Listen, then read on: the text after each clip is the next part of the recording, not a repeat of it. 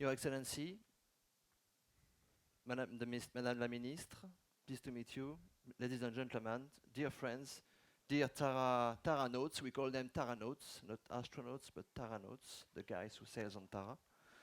It's great to be among you. So first I will maybe introduce this bizarre boat that is docked today in front of you.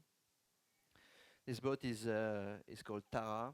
It's run by a foundation, non-profit foundation, French foundation that is aiming to support science at sea, and also most of it to share this science, try to shorten the gap between hard science and the way and the time it gets to the people, to the kids, and to the politicians and decision makers. So we try hard to translate what the good scientists, the public research is doing on board to the people, and we do that since 11 years already.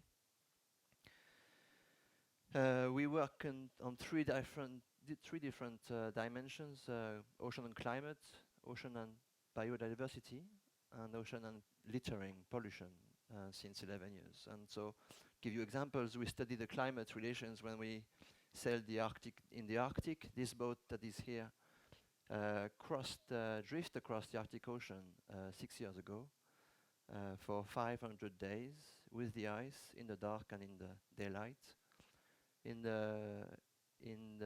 During a huge European project funding research to understand why this sea ice is melting so fast. The volume of it is degrading very fast over the last 30 years.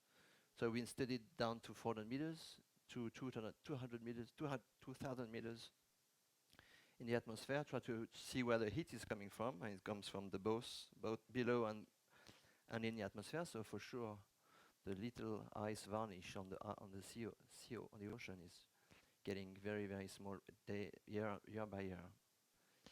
And also, we drifted across the Arctic Ocean 4 times the speed of the Fram, of the Fridtjof Nansen, this Swedish guy at the beginning who tried to cross the Arctic Ocean 130 years ago. So when we take to biodiversity, we've been working 4 years, sailing like 100,000 miles across the planet, across all the oceans, Indian Ocean, Atlantic Ocean, Pacific Ocean, Arctic Ocean, going around the Arctic Ocean 2 years ago, to study plankton, microbes of the sea. Huge new world, completely unveiled before Tara launched this mission, and before we challenged the conventional science to take on board this vessel the techniques and the technology of medicine, genomics, all this stuff, put on the vessel to try to tackle the biodiversity, and more or less to understand its fates in the coming changes that we are facing now and we are going to face in the future, in terms of heat, acidification, as you said, in terms of pollution, and we bid back in the harbor 2 years ago, and we already published 2 months ago. We did the cover of Science magazine, which is one of the best high-end science publication in the world today, with inside 5 articles talking about the first results. This is the first results. That's coming in the future. We're documenting the impact of temperature on bacteria in the water. How important is temperature for the bacteria processes? Huge. Is the most important one out of what we've seen. Talking about the socialization of plankton. The more you have friends, the more you interact with friends in the ocean, the stronger you are. And in fact, in the ocean, what shows this article is that they are very socialized people. They collaborate with each other. They are not capitalist at all.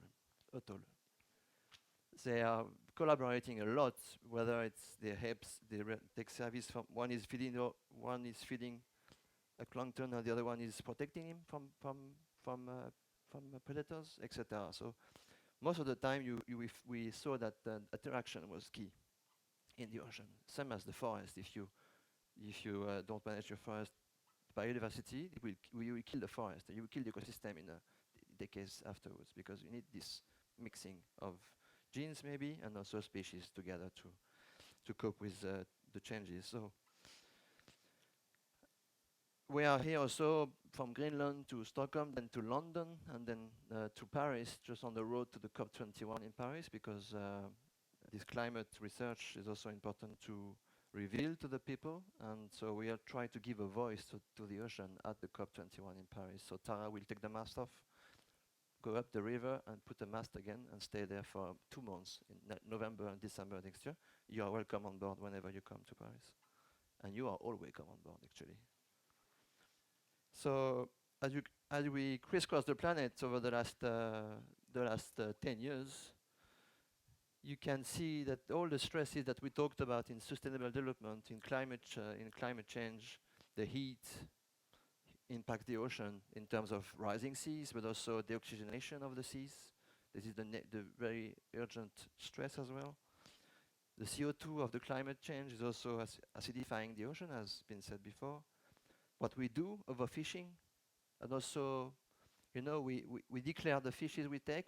We declare 100 billion tons a year, and we know that 100 billion tons a year are not declared, not reported, not even counted. So we need to tackle these overfishing problems over the decades because this affects the ecosystem of the plankton as well, and also the whole ocean life.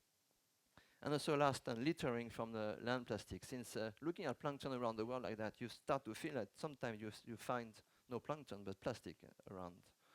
And we've been doing that since 5 years now, and we collect plastic on the surface from Antarctica to the Pacific, Atlantic, everywhere we've been. Every second time you look for plastic in the ocean, every second time you find plastic in the ocean. Whether it's maybe small, very few, but always you have plastic in every net tow that we put in the water to get it. And we don't tow a net like it's 2 kilometers wide. We tow a net this large for 20 minutes. So it tells you about the story. So all the stresses of the sustainable development today, of the climate change crisis, and etc., you can find them in the ocean. And if you look back in time in the UN history, and you look at the convention that has been signed since 70 years, one of the most ambitious convention has been agreed by the countries so far is the Convention on the Law of the Sea. The most binding one, the most ratified one ever signed. This is because first they need to have access to all the sea, the countries for the war, for the ships, for the trade. But also I want to believe that it's also because the ocean is seen as a common good by most of the member states. It's a huge area. It links us, all of us together on the planet. So I think we should take this as an asset for the future, and I will explain why.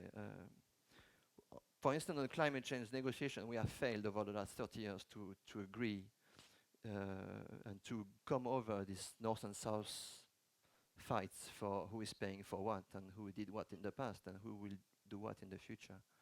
But this is a very technical, high expert negotiations and talks, and the general public don't catch the story. I believe don't understand, at least in France, really understand. I think 2% of the people in France understand what is a greenhouse gas in France, developed country. So there's a work to do.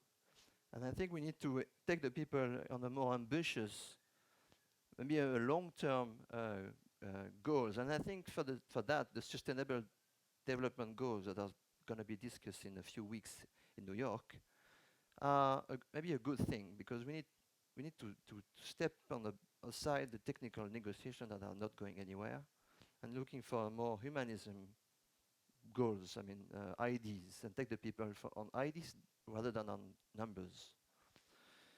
And and that's why the reason why we go to Paris is also to give the voice to this ocean. I believe, based on these past UN agreements, I believe the ocean has still this common good symbol.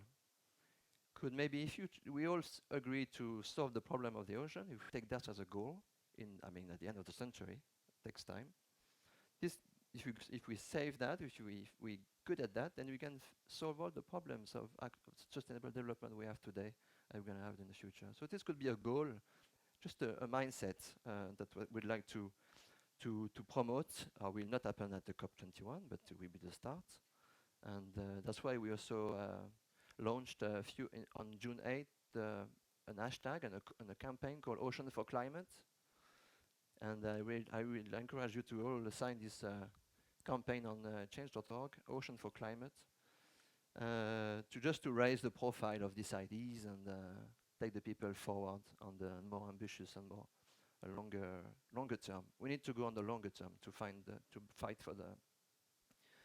the problems we have now. The problem that we always think about the next 10 years, but the solution will happen over the next century, and we need to think ahead, way ahead. That's what I wanted to say. I would also